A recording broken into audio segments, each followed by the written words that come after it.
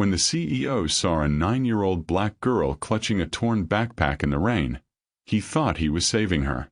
Minutes later, she was saving him by exposing a $50 million secret hidden in his own company. But how did she know? Hello, my beautiful Heartway family. Welcome back. This story was created with so much love, and tonight it's a reminder that even on the coldest nights, kindness can still find us. Here at Heartway Stories, we believe every heart deserves comfort, healing, and a second chance to feel seen. So before we begin, take a deep breath, smile softly, and remind yourself in the comments, I deserve joy. Sir, do you want me to drive through the rain? The driver asked. Richard Delaney didn't answer right away. He stared ahead, seeing only the next meeting, the next number, the next problem to fix. He'd spent years building walls out of success. Now even the quiet sounded expensive. Some people build empires from figures and forecasts. Richard built one from distance. Then, out of nowhere, a blur of pink in motion. The brakes screamed. The car lurched to a halt. In the beam of the headlights stood a small girl, rain-soaked, frozen like she'd forgotten how to breathe. Her arms clutched a plastic bag to her chest, as if it held her whole world. Police were already there, trying to coax her to move. She won't say anything, one officer muttered. Refuses to go to the shelter. Richard opened the door before he could think better of it. Give her to me for the night, he said. Not a plea, just an executive decision. The officer blinked. Sir. She'll be safe, Richard replied. The words sounded strange in his own mouth. Later, in the back seat, the girl sat still, water dripping from the ends of her braids. She stared out the window, saying nothing. Hungry? He asked. A small nod. At home, she ate quietly, like every bite might vanish if she looked away. He noticed the tag on the corner of her notebook. Laura McNamara. You can stay until morning, he said. She lifted her eyes just once. Thank you for not asking questions. The sentence struck harder than it should have. He didn't know why. Morning came gray and slow. He found her standing by the window, watching the clouds roll above the skyline. You like the view? He asked. It's pretty, she said. But lonely. That day, social services didn't call back. The next day, they were still delayed. One night turned into 3. He told himself he was just waiting for paperwork, yet he'd ordered the guest room cleaned and stocked with new sheets. On the 4th morning, smoke set off the fire alarm. He ran to the kitchen, burnt toast, eggs half scrambled, and Laura standing on a stool, biting her lip. I wanted to say thank you, she mumbled. Richard couldn't help a short laugh, the kind he hadn't heard from himself in years. For burning breakfast. For the room, she said. And for not looking at me like I don't belong anywhere. He didn't reply. He couldn't. Later that evening, while reviewing quarterly figures in his home office, he caught her glancing at the computer screen. Rows of numbers scrolled by. She tilted her head. Those numbers, she said softly. Some of them are copying each other. That's not right, is it? He frowned. What do you mean? They're pretending to be different, but they move together. He almost smiled. You see patterns in spreadsheets now? But the next morning, the audit department called an anomaly, several transfers that didn't match. The same files she had seen from across the room. Richard stared at his reflection in the window, the city gleaming behind it. How could a child notice what his entire finance team missed? When he turned, she was drawing on a napkin, the logo of his company, circled by question marks. That night he left the napkin on the table. He told himself it was nothing, yet he didn't throw it away. Sometimes the person we rescue ends up rescuing us. Have you ever met someone who changed your story without even meaning to? Comment below. The following evening, he had to return to the office for a late meeting. He couldn't leave her alone, so he brought her along. She sat quietly by the window, legs swinging, eyes tracing the lights of the city below. Employees whispered as they passed. Who was the little girl with the CEO? While Richard signed documents, she wandered near a computer display, watching columns of digits scroll across the screen. "Someone's stealing from you, Mr. Delaney," she said as if she were commenting on the weather. He turned, startled. "What?" "The numbers. They're wrong again." He laughed, but uneasily. Hours later, the auditors confirmed. Money was missing, a lot of it. He remembered her words, the calm certainty in her tone, and felt something shift. By the time they drove home, the rain had stopped. The city looked new, scrubbed clean. Laura slept in the back seat, her small hand resting on that battered notebook like a secret. Richard watched her in the mirror for a long time before whispering, almost to himself, "Who are you, Laura McNamara?" Outside, the first hint of dawn touched the skyline, gold against gray, the color of second chances. Sometimes, it takes a stranger's kindness to remind us what it means to be human. Have you ever done something small that changed everything for someone? If you believe kindness still matters, don't just watch. Carry it with you. A week earlier, the story had already begun, though neither of them knew it. At a crowded charity gala, Richard Delaney had been the man everyone envied. Sharp suit, perfect smile, empty heart. And just beyond the marble doors, in a bus terminal lit by flickering bulbs, a little girl waited for a miracle. Their worlds were about to collide. The elevator chimed softly as it rose through glass and steel, the hum of the city fading beneath them. Richard stood in silence, his reflection staring back from mirrored walls. Tall, composed, a man used to power but not to company.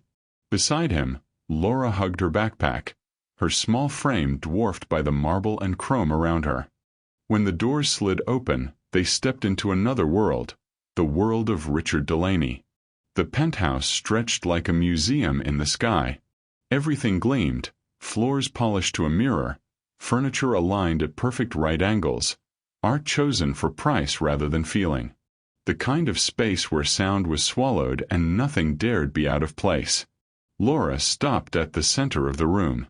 The skyline spread before her, a galaxy of lights reflected in the floor-to-ceiling glass.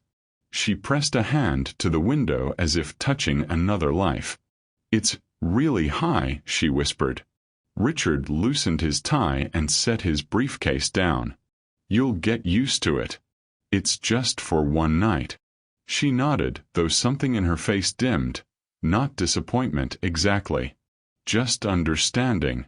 He brought her a towel and pointed to the guest bathroom. "You can shower in there. Clothes should dry by morning." She thanked him with that quiet politeness that somehow made him feel uncomfortable. Not because of her words, but because of how little she expected in return. When she came out, her hair smelled faintly of lavender soap.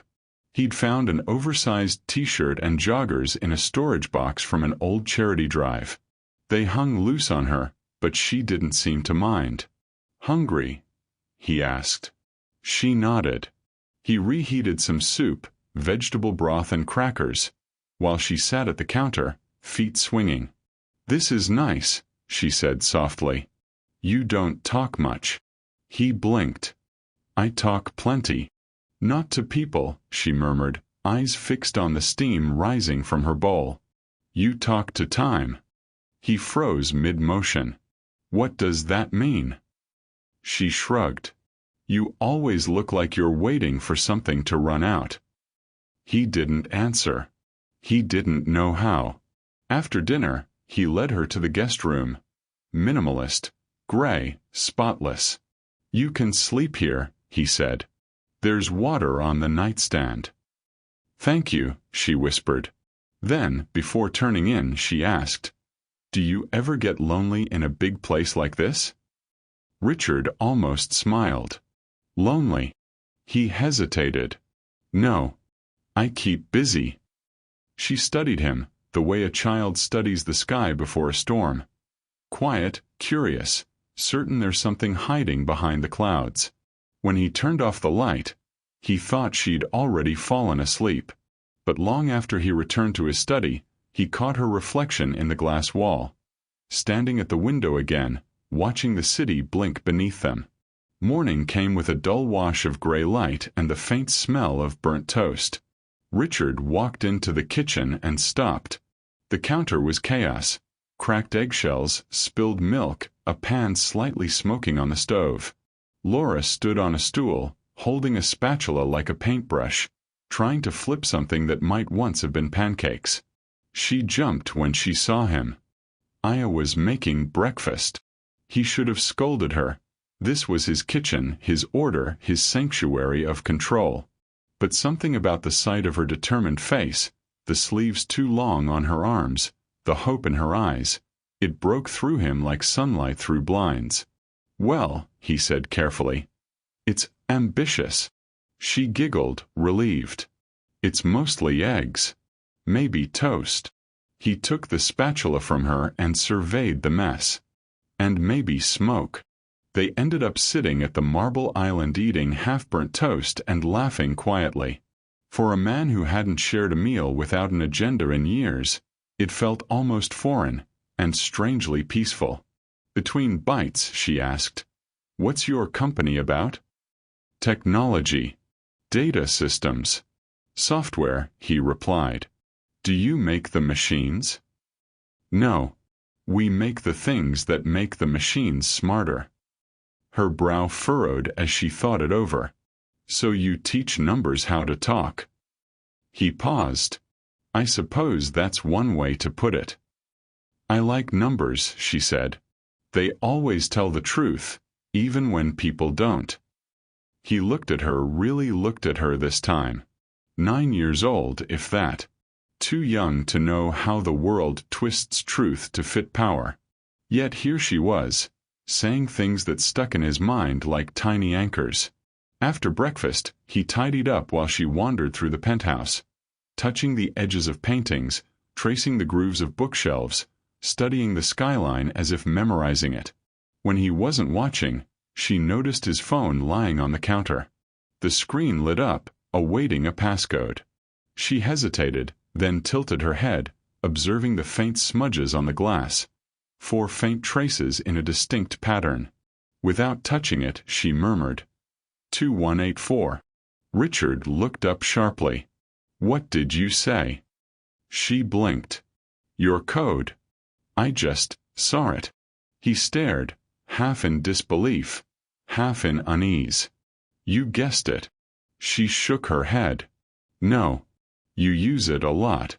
It's the same as the year on the painting near your office." He hadn't even realized that. "How did you remember that?" he asked, curious despite himself. "I just see things. They stick." He didn't know whether to be impressed or concerned. But one thing was certain, this was no ordinary child. Later that evening, when he stepped out for a call, she stayed by the window, sketching in her notebook. The city glowed beneath her like an ocean of stars. She drew his company logo, a stylized triangle, and above it she scribbled a single question mark. When he returned, she'd fallen asleep on the couch, pencil still in hand, notebook half open. He took it gently and looked at the drawing. The triangle seemed off balance, one line darker than the others, the question mark hovering like a whisper. It unsettled him in a way he couldn't explain. He placed a blanket over her shoulders and stood for a long while, watching the rain begin again beyond the glass. Something about her presence softened the edges of the room. It was still clean, still cold, but no longer empty. Sometimes, the universe doesn't send us answers wrapped in thunder. It sends them in small hands and quiet voices that ask the questions we've forgotten to hear. What if the person you dismissed as helpless turned out to be the one sent to help you? Think about it. And while you're here, don't forget to subscribe, because stories like this remind us that miracles often wear ordinary faces.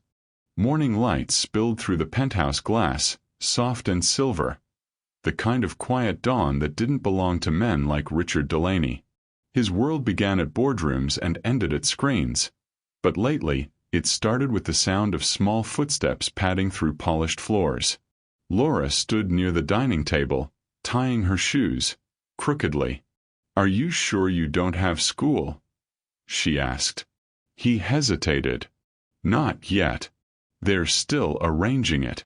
She nodded, accepting that answer like a fact, not a delay. "Then where do you go?"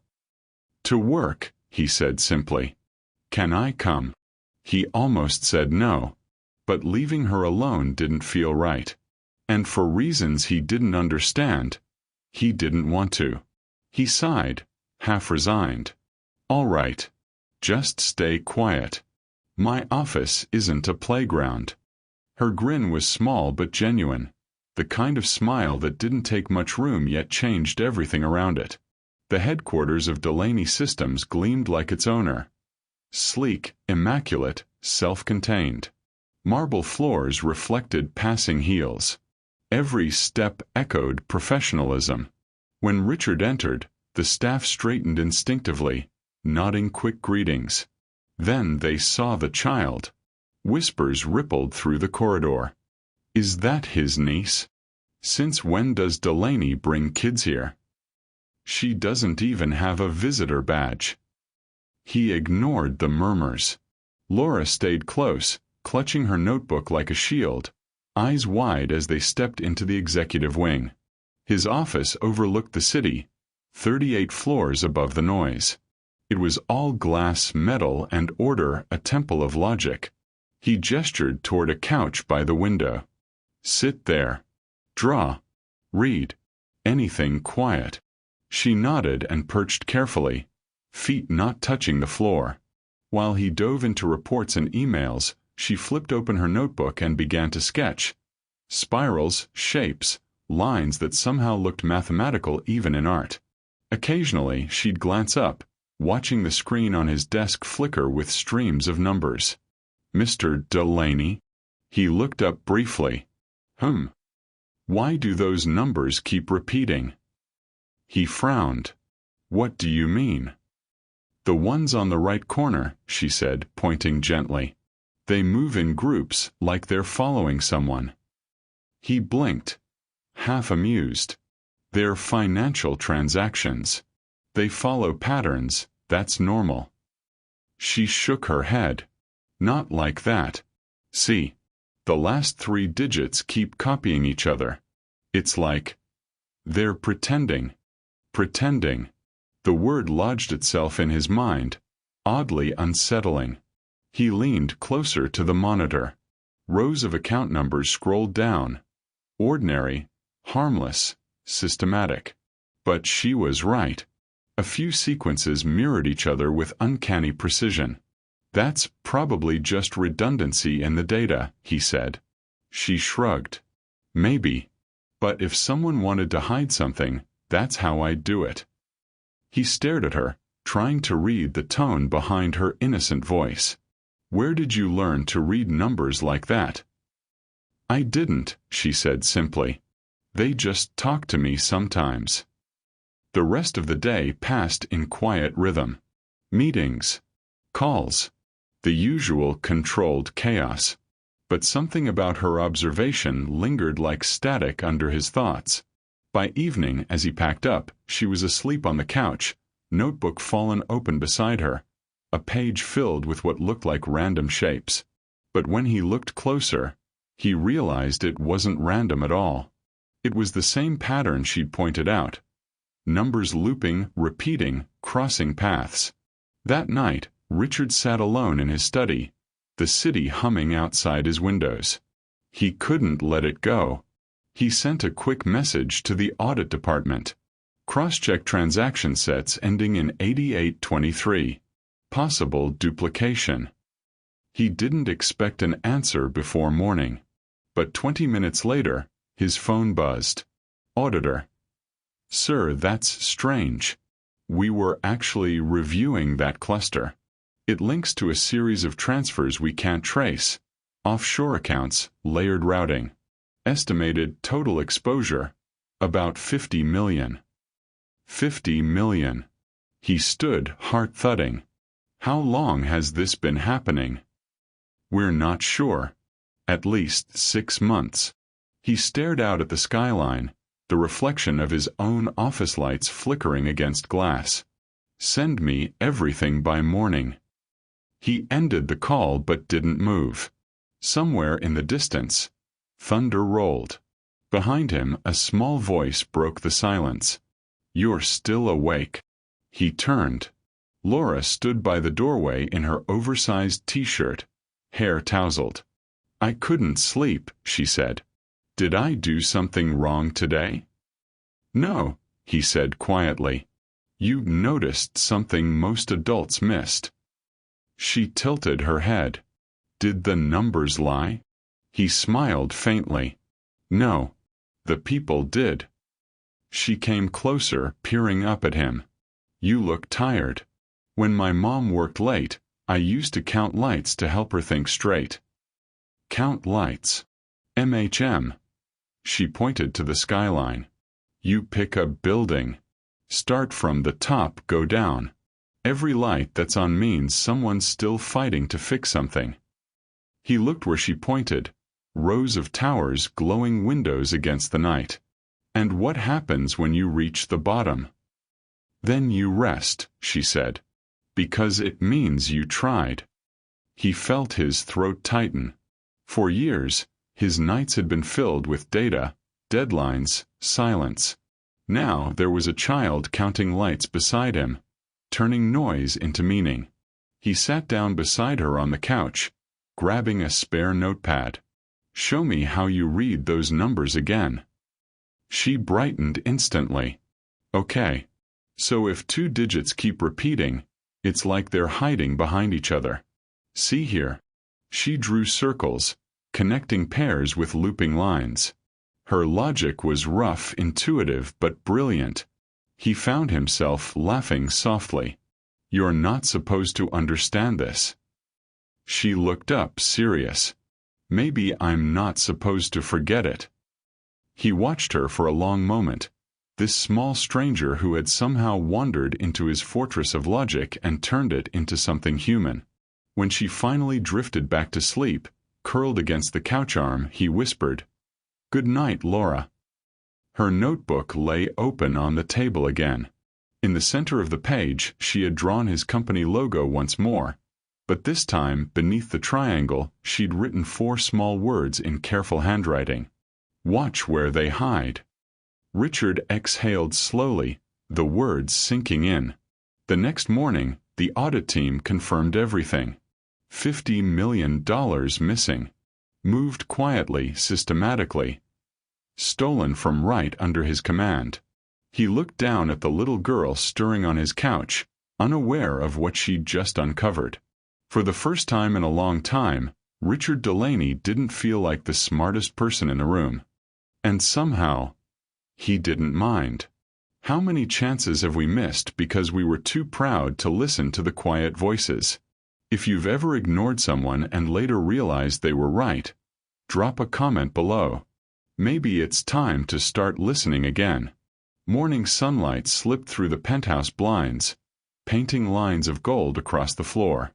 The city outside was already humming. Traffic murmurs, distant horns, the low rhythm of life moving forward. But inside, the air felt still, suspended somewhere between calm and anticipation. Richard sat at the dining table, coffee untouched, reading the report the auditors had sent overnight. $50 million. Gone. The words stared back like a wound he couldn't bandage. Whoever had done this knew the system, knew it intimately. He rubbed his temples, then glanced toward the couch. Laura was sitting cross-legged, quietly drawing something again, her tongue poking slightly from the corner of her mouth, utterly absorbed. When she noticed his gaze, she tilted her head. Are you angry, Mr. Delaney? He blinked. Why would you think that? You're squeezing the cup like it said something bad. He loosened his grip on the coffee mug, almost embarrassed. No. Just thinking. About the numbers. Yes, about the numbers. She nodded as though that explained everything. Then she returned to her notebook. Something in her calmness disarmed him. The girl had an odd sort of peace about her. Not childish naivety, but quiet understanding. Like she'd already lived through storms she couldn't explain. Later that morning, while Richard took a long conference call in the study, Laura wandered the hallway. The penthouse was enormous, more like a museum than a home. Every corner gleamed, glass, steel, marble, polished and perfect. Yet it all felt strangely hollow. She stopped before a closed door. It wasn't locked. Slowly she pushed it open. The air inside smelled faintly of paper and cedar. His study. Shelves lined with decades of files, thick binders, and digital tablets stacked like relics of order. But it wasn't the room that caught her eye. It was the light. A single ray from the window illuminated a dusty box half hidden beneath the desk. Laura knelt, brushing her fingers across the lid. The label, faded with age, read, Acquisition, McNamara Systems/2009. Her breath hitched. McNamara.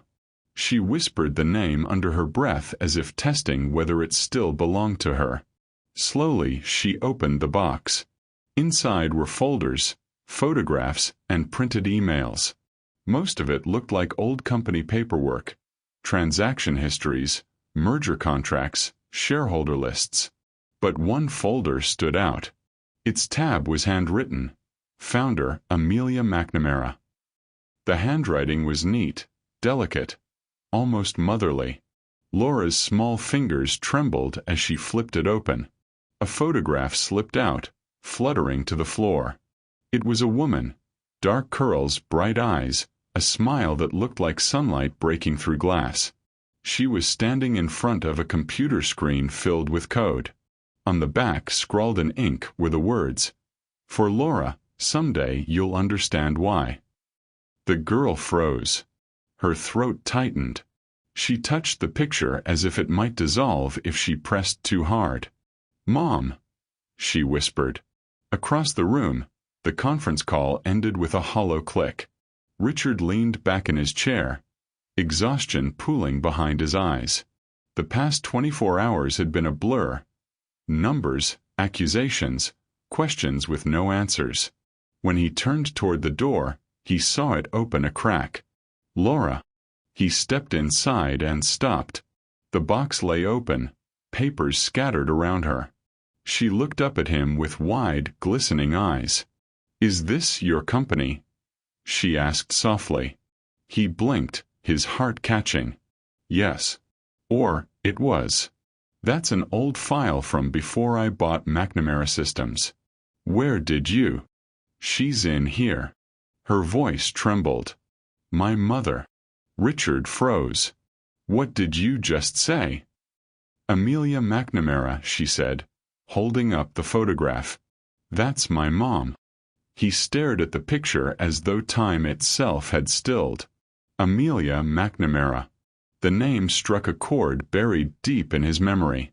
He hadn't heard it in years, but when he did, it came with whispers of rumors. A scandal, a vanished partner, a deal that had saved his young company at a terrible human cost. He took the photo gently, his breath unsteady. "Where did you get this?" "She left it in my notebook," Laura said. "The one they found with me." I didn't know what it meant. He sat down beside her slowly, the weight of realization pressing against him.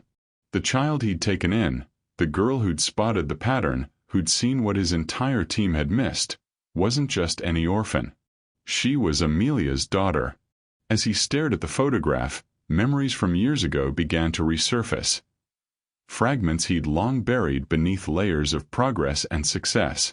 Flashback voiceover, soft and cinematic. Back then, Delaney Systems was just a growing startup clawing its way into relevance. Amelia McNamara had been a quiet genius in Silicon Valley, a programmer who believed that technology could make justice transparent. Her company had built a system that traced hidden financial fraud through code automation. Investors called it revolutionary. Competitors called it dangerous. Richard remembered the first meeting. She was sharp, kind, driven by principle. They had signed a joint venture. Within months, Amelia's code was helping detect embezzlement across corporations. But one day she vanished. The official story said burnout. Others whispered blackmail. Her company was absorbed. Her shares dissolved. The acquisition kept Delaney Tech alive. He'd never questioned the details. Back then, survival mattered more than sentiment. Now, as he looked at the photo in his hands, shame seeped through him like a slow current. The girl sitting before him wasn't just a reminder of the past. She was the part of it he had failed to see, the human cost of his own ambition. "Laura," he said quietly, "how much do you remember about your mother?" She looked down. Not a lot. Just her voice. She used to hum when she worked. And she said numbers never lied, only people did. He swallowed hard. "She said that to me once, too." Her eyes widened. "You knew her?" He nodded. "A long time ago. She was extraordinary." They sat in silence for a while. The city sounds outside felt distant, almost unreal. Finally, he spoke again, voice low. "I didn't know what happened to her, Laura. I swear I didn't. By the time I found out, it was too late." She looked at him, really looked, as if measuring the truth in his tone. Then she whispered, "I believe you." Something in him cracked then. Not from guilt, but from something gentler. Something he hadn't felt in years, the need to protect. That night, while Laura slept curled on the couch again, Richard sat alone in his study, the photograph propped beside his laptop. He opened the old file she'd found, scanning through emails and memos, each line heavier than the last. There were notes from board members about accelerated acquisition, asset reassignment, code migration. All technical language. The polite vocabulary of corporate theft. Then he saw it, a message buried deep in the thread. From amelia.mcnamara@maxis.net to r.delaney@tech.com subject. "You have to know what they're doing." He clicked it open. "Richard, I don't know who to trust anymore. They're moving money through the prototype. The system is being used to cover embezzlement, not expose it. Please look at the logs. If I disappear, it won't be because I wanted to." His hands trembled. He remembered reading the message years ago, vaguely. He'd dismissed it as paranoia during the chaos of the merger. But now, with everything he knew, it felt like a confession from a ghost.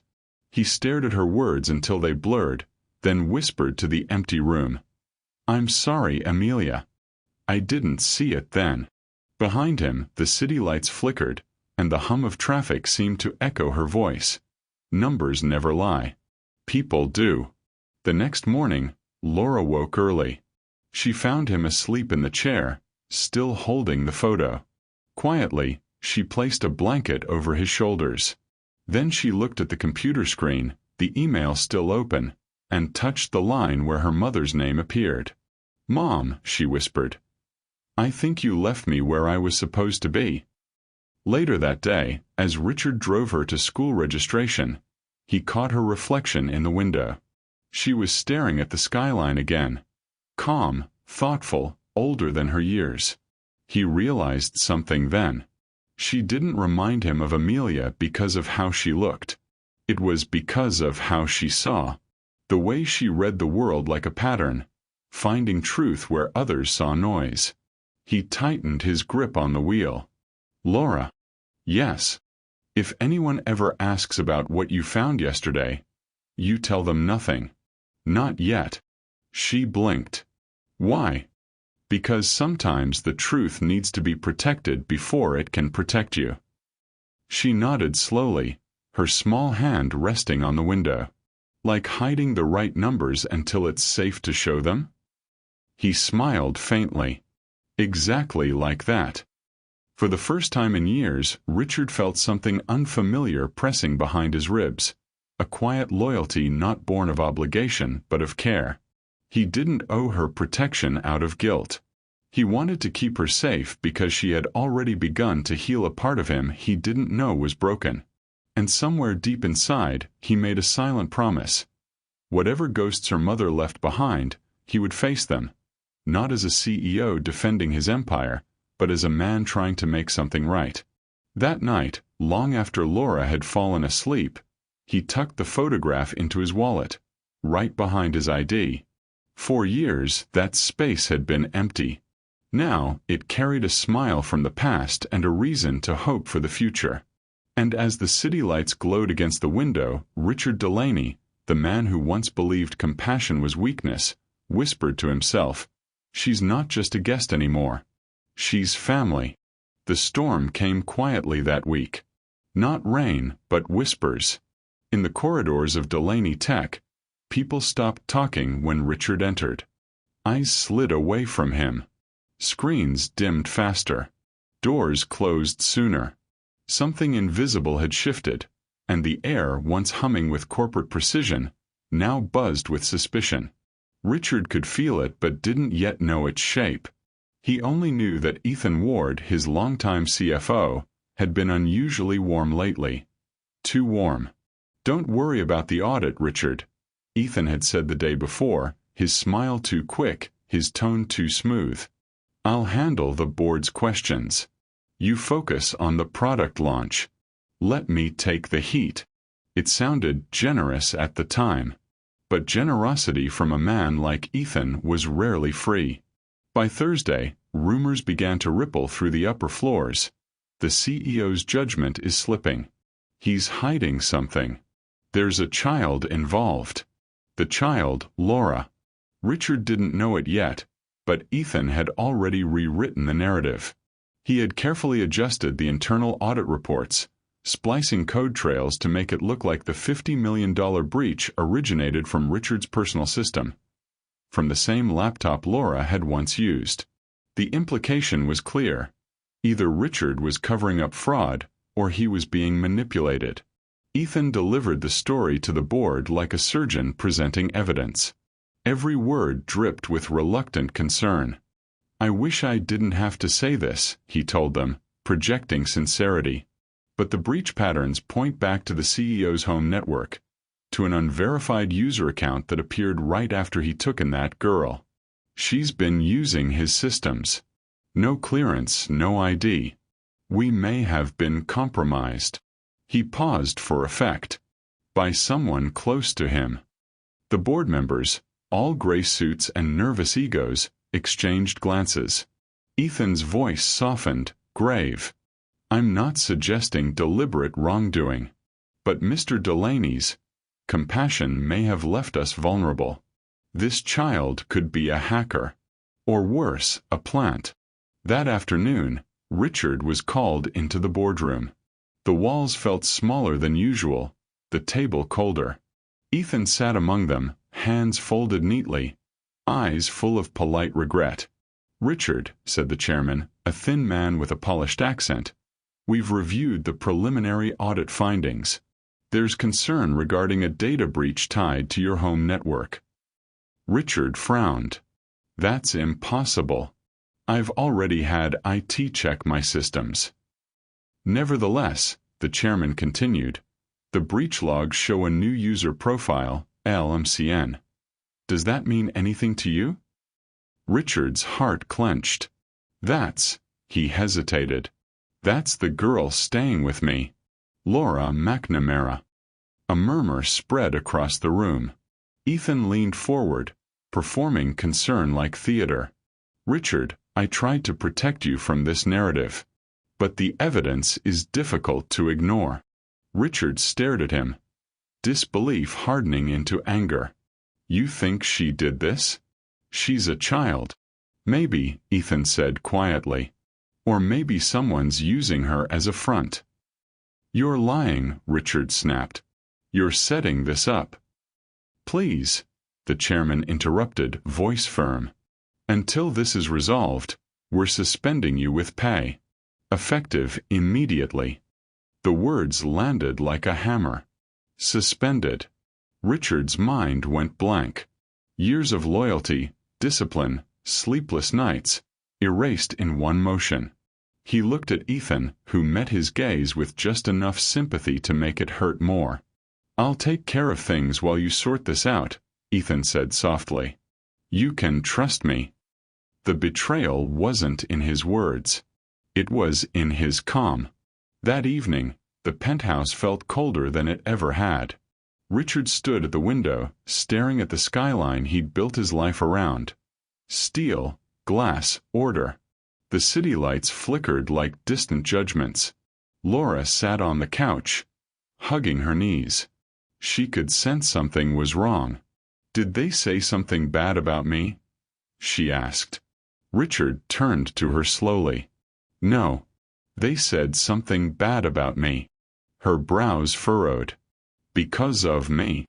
He hesitated, then shook his head. No, Laura. Because they don't understand what they can't control.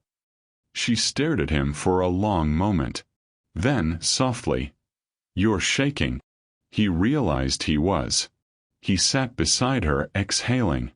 Sometimes people believe the wrong story because it's easier than admitting the truth. Laura looked down at her hands. You always said numbers don't lie. He smiled faintly, sadness flickering at the edges. They don't. Then why won't they believe yours? The question landed like glass breaking quietly in his chest. He couldn't answer. The next morning, he awoke to a knock at the door. Two figures stood in the hallway, a woman from Child Services and a uniformed officer. Mr. Delaney, the woman began gently, we've received a report about an ongoing investigation involving a minor. Until things are cleared up, we'll need to take temporary custody of Miss McNamara. Richard's world tilted. No, he said, his voice sharp. That's not necessary. She's safe here. I'm sorry, sir, she said. This is standard procedure. Laura appeared behind him, sleepy-eyed, holding her stuffed bear. What's happening? He crouched down to her level, forcing calm into his voice. It's okay. They just need to ask you a few questions, all right? I'll fix this. She looked at the woman, then back at him. Are you coming? His throat tightened. Not yet. She frowned, clutching his sleeve. You said I could stay until I had a home. His hand trembled on her shoulder. You do have a home. And I promise, I'll bring you back to it. The woman gently took Laura's hand. We'll take good care of her, Mr. Delaney. As they walked toward the elevator, Laura turned back. Her eyes were bright, steady. Not angry, not even afraid, just disbelieving. You always said numbers don't lie, she said softly. So why won't they believe yours? The elevator doors closed, sealing the silence like a wound. That night, Richard sat alone at the dining table. The city sprawled beyond the glass, alive and indifferent. His phone buzzed with messages. Journalists, board members, legal advisors, all wanting statements, all asking questions he couldn't bear to answer. He didn't care about the company. Not right now. He cared about a pink hoodie that wasn't in the corner anymore, a voice that used to hum softly when she drew. He remembered how she'd looked when she said that last line. Not accusing, not pleading, just disappointed. It was the look of someone who had believed in goodness once, and now wasn't sure it existed. He whispered to the empty room, I'm sorry, Laura. Across the city, in the gray light of a foster care center, Laura sat by a computer desk. Her eyes were red, but her hands were steady. She opened the battered notebook her mother had left her and turned to the last page. There, beneath a child's drawing, were faint pencil lines, coordinates, a date, and a code. She didn't know what they meant yet. But she knew this. If her mother had hidden the truth once, Maybe she had also hidden a way to make it right. And maybe, just maybe, she could help the only person who had ever helped her. It hurts when the world doubts your good heart. Have you ever helped someone and been misunderstood for it? If that moment broke you a little, you're not alone. Let's talk in the comments. The days that followed felt like winter without snow. Everything looked the same, yet nothing felt alive. Laura McNamara's name, once whispered kindly in Richard's home, now sat buried in social service files. Temporary ward, pending reassignment. Her pink hoodie had been washed and folded away by strangers. Her notebook sat locked in an office drawer. And Richard Delaney, the man who once commanded boardrooms, could barely command his own thoughts. The penthouse was too quiet. The hum of the refrigerator echoed through rooms that used to hold laughter. The cup she had once used for cocoa still sat on the counter. He hadn't washed it. Couldn't. Each night, he replayed her voice in his head. You always said numbers don't lie.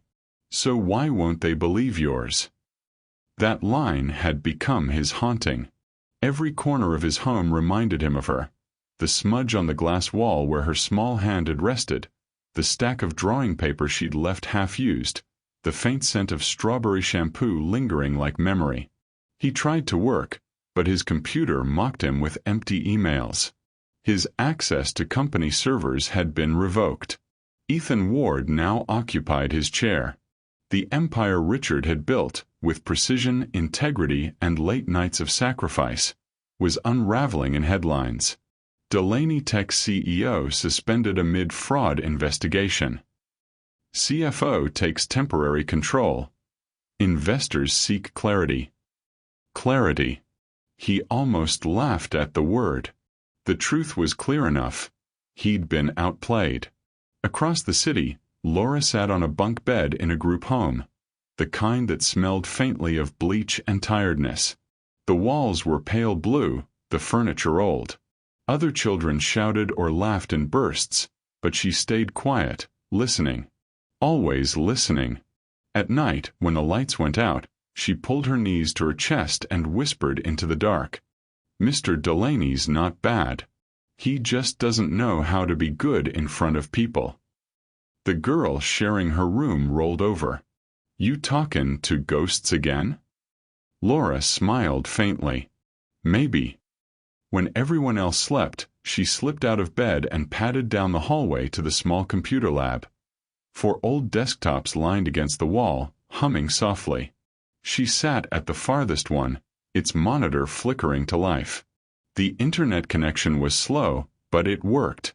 From her pocket, she pulled a folded piece of paper. The coordinates and numbers she'd found hidden in her mother's notebook. She began typing. The screen glowed blue, then opened a string of code written in an old programming language. Something even the staff wouldn't recognize. At the bottom of the code, a single name appeared in faded text. McNamara. Her chest tightened. She whispered, Mom. The cursor blinked, waiting. Then the text scrolled slowly, like a heartbeat forming on screen. If you're reading this, it means the system was breached. Look for the hidden chain. It's not gone, just buried. The message froze. The code window flashed once, then closed. Laura sat still, tears forming quietly in her eyes. She didn't understand all the words, but she understood the message. Her mother had left her something. A way to make things right. She glanced at the locked office door. If anyone caught her using the computer, she'd lose privileges. Maybe worse. But she couldn't stop. So she copied the sequence by hand into her notebook, whispering each letter like a secret prayer. When she finished, she sat back, heart pounding. I'll find it, Mom, she said softly. I'll find the chain. Meanwhile, Richard's days blurred together in muted color. He barely ate. He barely slept. Every time the phone rang, he hoped it would be her, though he knew it couldn't. Then one evening, while scrolling through the news, he saw something that made his blood run cold. Ethan Ward was being praised. The company had stabilized under his direction. Shareholders applauded his leadership. And in the corner of the article, there was a quote from Ethan himself. "It's tragic what happened to Mr. Delaney. He let sentiment cloud his judgment. Business and charity don't mix." Richard stared at those words until his hand trembled. Sentiment. Charity. If compassion was a weakness, then he was done pretending strength mattered. 2 nights later, he found himself parked across the street from the group home. He knew it was reckless. Illegal even. But he needed to see her. The building was quiet, windows glowing faintly under the streetlight. In one window, a small shadow moved, a familiar silhouette. She was there.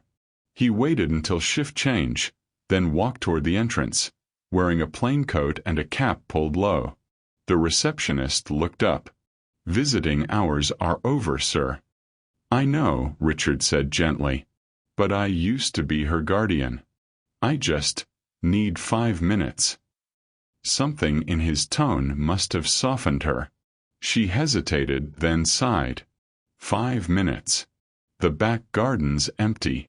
He nodded his thanks and slipped out the side door. The garden was small, just a patch of concrete with 2 benches and a tired tree. Laura was there, sitting alone, her notebook open on her knees. When she saw him, her eyes widened, disbelief first, then relief. "Mr. Delaney." He smiled faintly, stepping closer. "Hey, kid." She ran to him, hugging him without hesitation. He froze for a moment, then wrapped his arms around her. The first real warmth he'd felt in weeks. "They said you weren't allowed to come," she whispered. "They're right," he said softly. "But I came anyway." She laughed quietly. "You don't look like a bad guy breaking rules." "Guess I'm learning." They sat on the bench together. For a long time neither spoke. The night hummed with crickets and distant city sounds. Finally, he reached into his coat and pulled out something wrapped in a scarf. Her laptop. Her eyes lit up. "You kept it." "I fixed it," he said, "and added something your mom left behind. But I couldn't open it. Only you can." She took it reverently, her small fingers tracing the edges. "What's in it?" He looked at her, voice low. "Whatever you see in there, Laura, trust it. Even if it doesn't make sense yet. It's your truth. Maybe mine, too." She nodded solemnly. "I will." He hesitated, then reached out, brushing a curl from her forehead. "I'm sorry, kid. I should have protected you better." "You did," she said quietly. "You believed me when no one else did. That's enough." Something caught in his throat. He had faced stock crashes, lawsuits, and betrayals without blinking. But that one sentence nearly undid him. "Can I come back home soon?" she asked. His voice cracked. "I'm working on it." He wanted to promise.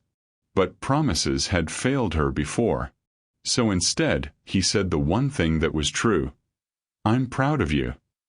She smiled, small, tired, but real. "Then I'll make you prouder." He left before the staff made rounds, his heart heavier and lighter all at once. As he drove away, rain began to fall, soft, hesitant drops that blurred the city lights. He didn't turn on the wipers. He wanted the world to blur. Inside the group home, Laura powered up the laptop. It whirred to life, old but determined. She typed in her mother's initials, AM, followed by the code she'd found on the foster center computer. The screen flickered, then opened a hidden directory. Inside were hundreds of encrypted files, labeled with names, dates, transaction IDs, company accounts. Her eyes widened as she scrolled. Each file was a record, evidence. It wasn't just Delaney tech. The web stretched across companies, banks, shell corporations, all tied by a single digital thread her mother had built. The chain. and every link pointed back to one place. Ward Capital Holdings. Ethan Ward. Laura's hand shook as she whispered, "He did this to Mr. Delaney." She opened a text file. At the top, a note appeared in her mother's handwriting. Scanned, digital, but alive. If they come after the truth, trust the numbers. They will protect themselves. A.M. Laura's eyes filled with tears. "I will, Mom. I promise." That night she fell asleep at the desk, the laptop screen still glowing faintly beside her. The reflection of code shimmered across her face like stars. And somewhere in that quiet room, between grief and purpose, something shifted. She wasn't the lost girl anymore. She was her mother's daughter. Across town, Richard sat in his car overlooking the river, dawn bleeding softly into the sky. He had nothing left. No title, no company, no certainty. But he had a reason again. He'd seen it in Laura's eyes. That spark of truth, that quiet courage. The kind he'd once admired in her mother. And for the first time in a long time, he believed something good might still be hiding in the wreckage. He looked toward the skyline, toward the tower that still bore his name. "Hold on, kid," he murmured. "We're not finished yet." The first sunlight touched the glass, and for a moment it looked like gold. The world was still asleep when it began. Quietly, invisibly, like a heartbeat restarting. Laura McNamara sat alone in the Foster Center's computer room, pale morning light brushing across her face. The others were still in their bunks. The air smelled faintly of metal and dust. Her small hands hovered over the keyboard of the laptop Richard had given her, the one that still hummed like it carried secrets. She opened the encrypted directory again. The glow from the screen reflected in her eyes, lines of code dancing like constellations. She whispered to herself, "Mom said to trust the numbers." Her mother's last message, buried deep in that code, had mentioned the chain, a self-protecting smart contract designed to activate when triggered by the right sequence. A digital heartbeat meant to restore what was lost. It was the kind of innovation that could only come from someone like Amelia McNamara. Brilliant, principled, and too honest for the world that took her. Laura didn't fully understand how it worked. But she didn't need to. She could see it. Not like most people saw numbers, but the way others saw color or music. The patterns spoke to her. And now they were calling again. Meanwhile, across the city, Richard sat in his car outside the old Delaney Tech headquarters. The security guards at the gate didn't salute him anymore. He wasn't their CEO. Not today. Maybe not ever again. But still, he came, watching the morning shift arrive, watching Ethan Ward step out of his chauffeured car like he'd always belonged there. It was strange, Richard thought. Power had a way of making liars look righteous and good men look guilty. He reached for his phone. Still no messages. He hadn't heard from Laura since their secret meeting. But deep down, he trusted her in a way he couldn't explain. She had her mother's quiet certainty, and that made him believe that something, somehow, was still possible. At 6:58 a.m., the first server at Delaney Tech flickered. Then the second. At 7 a.m. sharp, a string of code began running through the company's systems. Not from their network, not from any internal command, but from an external digital contract buried in their oldest archives. It wasn't a virus. It was a restoration. Each file decrypted itself, each transaction cross-verified against Amelia McNamara's original blockchain code. The same system she had built years ago to reveal corruption, not hide it. In one column of code, a single sentence appeared, signed with her digital key. The truth will return to where it belongs. And then it happened. In the Foster Center's dim room, Laura's eyes widened as the console began to move on its own. Numbers raced across the screen. Faster, brighter, flowing like a current unblocked. The system traced every stolen transfer through hundreds of shell accounts, Cayman Islands, Zurich, Dubai, unspooling Ethan's embezzlement trail in real time. And then, with a final line of confirmation, the code executed its purpose. 5 seconds. That's all it took. $50 million surged back into Delaney Tech's primary account. The system's dashboard flashed bright green. Funds restored. Every financial alert, every ledger, every mirrored backup across global servers chimed the same message. Transaction complete. Fraud reversed. Laura covered her mouth with her hands. She'd done it. Tears filled her eyes, spilling down her cheeks as the laptop screen flickered with one last message. A faint, digital echo from her mother's key. "Good work, my girl." Back at Delaney Tech, chaos erupted. Ethan Ward stormed into the data center, barking orders. "What the hell's going on?" "Sir," one of the IT managers stammered. "The old McNamara system just came alive. It's transferring funds back into the main account. We're showing full recovery." Ethan froze. "Recovery? That's impossible. Shut it down." "We can't," another said. "The script's self-contained. It's using your private authentication key." "My key?" "Yes, sir. The system thinks you authorized it." Ethan's face went pale. On the main screen, the transactions played like a film reel in reverse. Offshore accounts draining, millions flooding back to the company. The staff exchanged glances, murmurs spreading like wildfire. And then, in bold white text across every screen, came the kicker. Authorized source: Ward Capital Holdings. Recipient: Delaney Technologies Main Fund, Restoration Protocol AM. Ethan's breath caught in his throat. The evidence wasn't just restoring the money. It was naming him. "Who's running this?" he roared. No one answered. But somewhere across the city, a 9-year-old girl was watching from a dim room. Her eyes fierce and calm. Richard's phone buzzed violently on the car seat. He grabbed it, the caller ID flashing. Board line, urgent.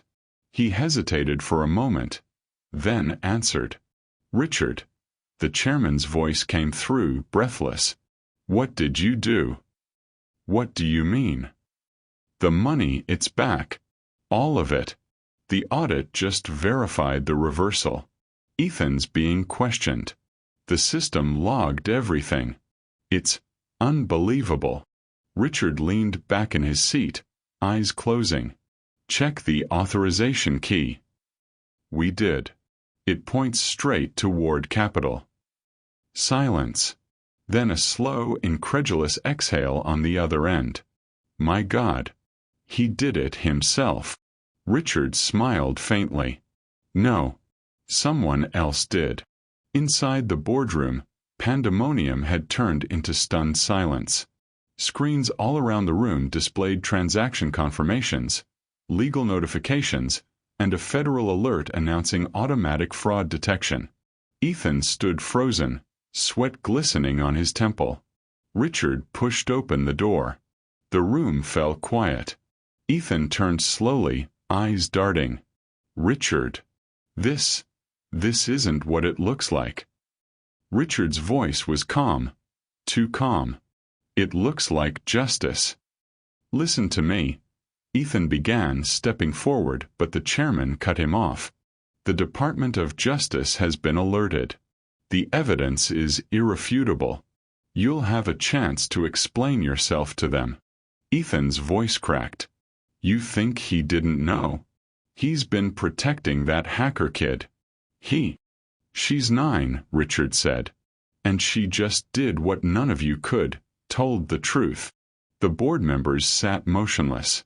Behind them, the largest monitor displayed one final log entry. The name A. McNamara, then L. McNamara, linked by a single encryption line. Richard looked up at it, eyes soft. "She's her mother's daughter." And with that, he turned and walked out. Hours later, the media exploded. News outlets flooded with headlines.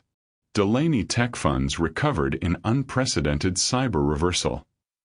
CFO under investigation for fraud. Data points toward capital. Anonymous child prodigy behind restoration? Sources say guardian angel. Richard ignored every call, every camera waiting outside his door. He drove straight to the foster center. Laura was waiting on the front steps, the laptop in her lap. When she saw him, she smiled, small, proud, and tired. He knelt beside her, his voice barely holding steady. "You did it." She shrugged, eyes shining. "It wasn't me. It was Mom's code." He shook his head. "No, Laura. It needed your hands." For a long moment, they just sat there, a CEO without a title, a child without a home, bound by something far bigger than either of them. "You saved the company," he said finally. She tilted her head. "No." He frowned. "No." She smiled faintly. "We saved each other." He laughed softly, the sound breaking through the heaviness like light through glass. Later that evening, as the sun melted into the Chicago skyline, Richard took her to the park near the river. The wind brushed gently through her curls. "Laura," he said quietly, "you don't have to worry anymore. The board's cleared my name. The investigation's on Ethan now. You're safe." She nodded. "Will they let me go home with you?" He looked down at her. "They will. I'll make sure of it." She smiled, the kind of smile that could start new worlds. The screen fades to the city at night. Skyscrapers glowing gold, traffic flowing like veins of light. Narration voice, calm, warm. Sometimes it takes 5 seconds to undo 5 years of pain. 5 seconds for truth to find its voice again. And 5 seconds for an abandoned girl to remind the world that kindness isn't weakness, it's the most powerful math there is. The camera lingers on Laura's face, peaceful, illuminated by city light, and on Richard beside her, no longer the cold CEO, but something far rarer, human. Together, they look out over the skyline, two silhouettes against the fading blue. 5 seconds. That's how long it took for everything to change.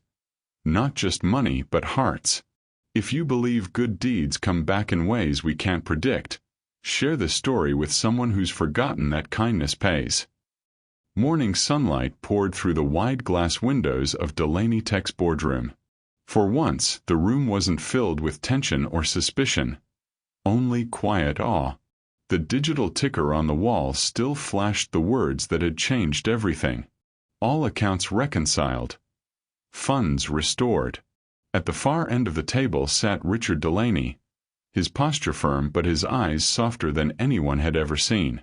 Across from him, in a crisp blazer far too big for her small frame, sat Laura McNamara. Her feet barely reached the floor, but she held herself like someone who belonged. The lead attorney cleared his throat, flipping through the legal file before him. "After extensive review," he began, "the Department of Commerce has verified the ownership documents recovered from the McNamara estate archives." He looked toward Laura. "Miss McNamara, these records confirm that your mother, Amelia McNamara, retained a 48% stake in McNamara Systems at the time of its acquisition. The shares, transferred to your name at birth, were never legally revoked. By inheritance law, you are now the rightful shareholder." The room fell silent. Richard blinked, his throat tightening. "You mean?" "Yes, Mr. Delaney," the attorney said, smiling faintly. "As of today, this young lady is one of Delaney Tech's principal stakeholders." The board members shifted uncomfortably, unsure whether to clap, speak, or bow. Laura simply nodded, her expression calm and curious. "So, this means I own part of your company?" Richard chuckled, voice trembling. "It seems you do." After the meeting, they stepped out onto the balcony overlooking Chicago. The city pulsed below them, gold light bouncing off the river, the sound of life returning after the storm. Laura rested her hands on the rail, her hair catching the wind. "Was my mom," really part of all this?" she asked quietly. Richard nodded. "She was one of the best engineers I ever met. Honest.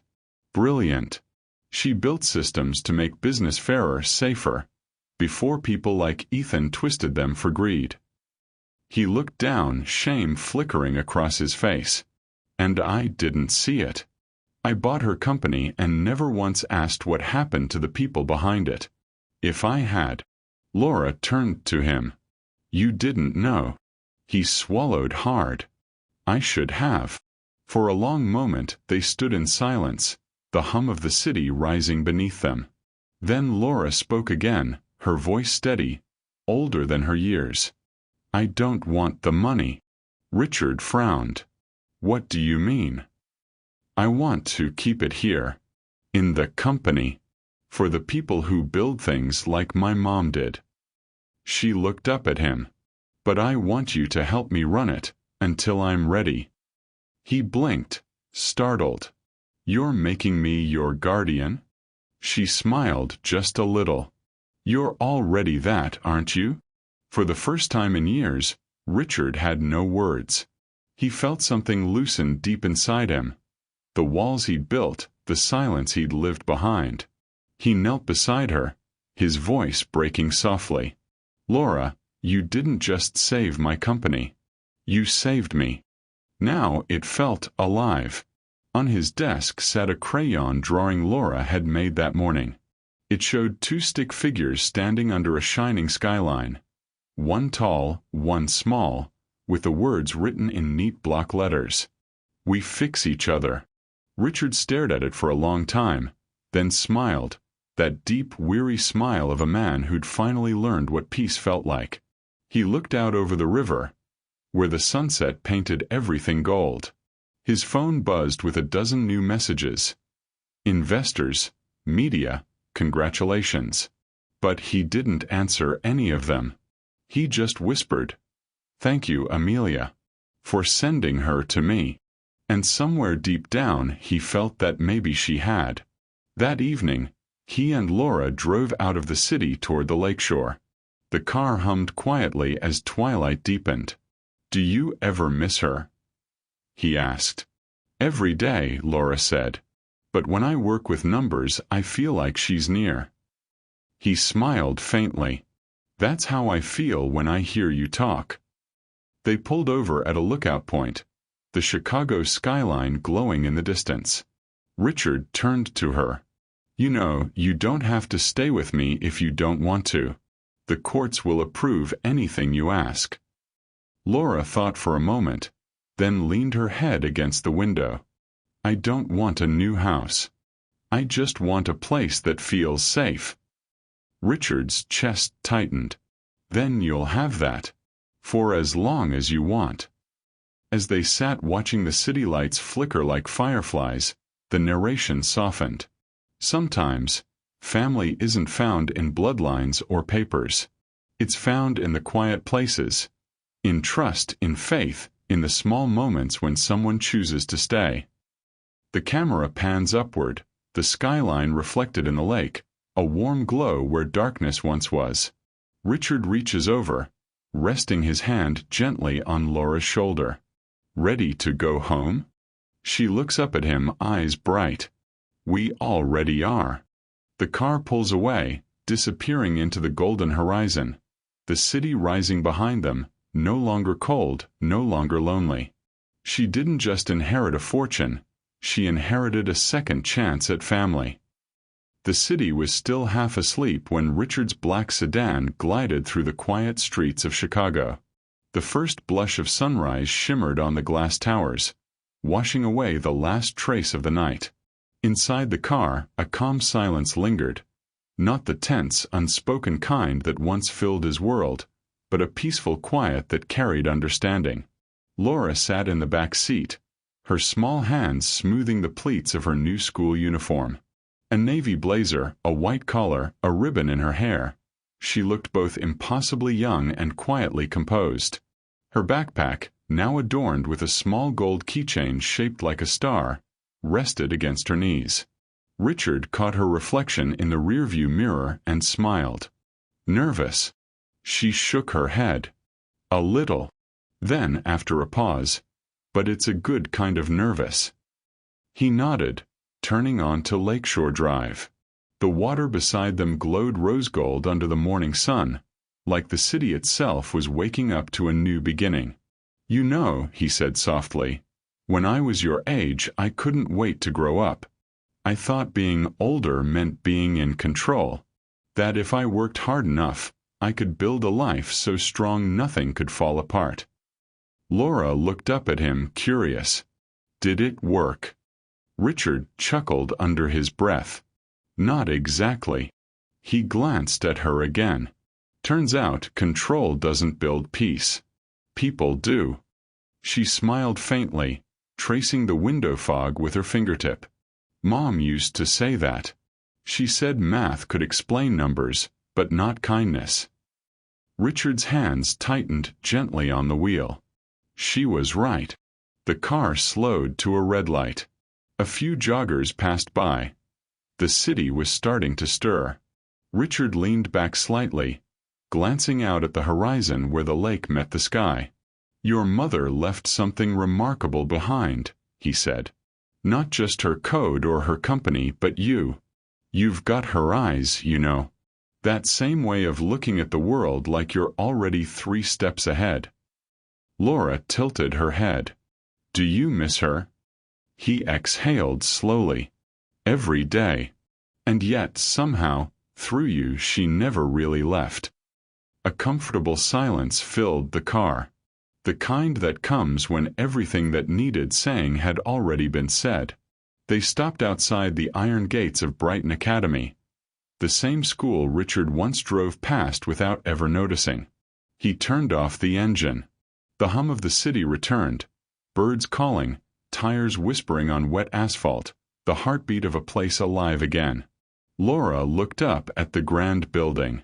Children her age ran past, laughing, their backpacks bouncing. She tightened her grip on the star keychain and took a deep breath. Mr. Delaney? She asked softly. Yes.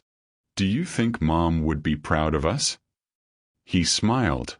No, he said gently. I think she already is. She looked at him, puzzled. She left you something worth more than money, he continued. The strength to forgive and the courage to care. Laura's eyes shimmered. You helped me do that. Richard's voice grew quiet. You helped me remember how. He opened the car door and stepped out, circling to the passenger side to open hers. She hopped down, her small hand automatically finding his. For a moment, they stood together by the curb, a tall man in a gray suit and a little girl with a heart-shaped backpack, framed by sunlight breaking through clouds. Laura, he said, kneeling slightly so they were eye level. I spent my life chasing success, thinking that was the only way to matter. But you showed me something better. She blinked. What's that? That sometimes success is just showing up for someone when no one else will. She nodded thoughtfully, then said something that made his throat tighten all over again. We didn't lose anything, Mr. Delaney. We just hadn't found it yet. He laughed softly, shaking his head. You always know what to say, don't you? Not always, she said. Just when it counts. A bell rang in the distance. Children hurried through the gates. Laura slung her backpack on her shoulder, then turned back one last time. Will you be here when I'm done? He smiled. Always. She grinned, that small radiant grin that had once broken through the coldest man in Chicago, and ran toward the schoolyard. Richard watched until she disappeared inside. The sun had fully risen now, spilling over the city, washing the streets in light. He stood there for a while, breathing in the morning air, then returned to his car. Inside, on the passenger seat, was a folded piece of paper. He opened it. It was another of Laura's drawings. 2 figures walking toward the horizon, hand in hand. Below it, in neat handwriting, were 4 words. Thank you for staying. Richard sat for a long moment, the paper trembling in his hand. Then, with a small, unguarded laugh, he leaned back and started the car. The radio played softly. Piano first, then strings, swelling gently as he pulled onto the open road. The same road where months ago, in the pouring rain, he'd found her. Cold, frightened, holding a notebook and a sliver of hope. Now it was different. The same sedan. The same city. But this time he wasn't alone. He glanced in the rearview mirror one more time, at the empty seat where Laura had sat moments ago, and smiled. Because even when she wasn't there, she was. Sometimes the smallest hand you lift up ends up saving you. In a world that measures success in dollars, the truest fortune is found in hearts that refuse to give up on each other. And if this story touched your heart, don't leave quietly. Hit subscribe, share this warmth, and remind the world that kindness still wins.